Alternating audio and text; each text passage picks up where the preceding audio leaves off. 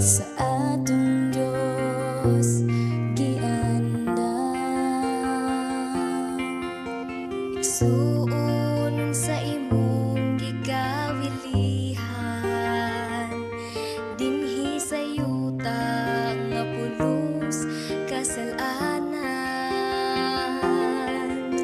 Puno sa kagubot ug kapagyasan, igsuon dili ni ang atong puloy-anan. Adto ta sa langit nga arang tangpuy-an, diin wala nay kasakit nga atong matagamtam. Dito ta ninyo mauban, kauban na Jesus sa langit nga puloy-anan.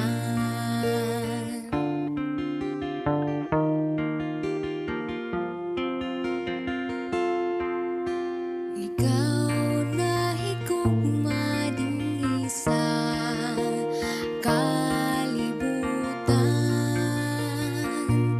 kay ang imong bahandi labaw pa sa uban. Igsoon sultihan ko ikaw, biyay ng tanan, o magtigom tagbahandi dito sa langit nga puloy-an.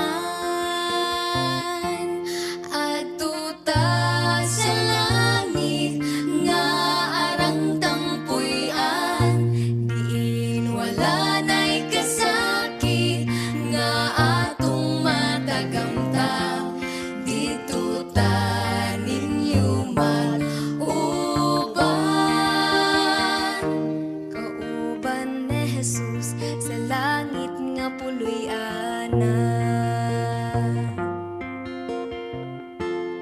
Adto ta sa langit nga arang tangpuy-an, diin wala nay kasakit nga atong matagamtam.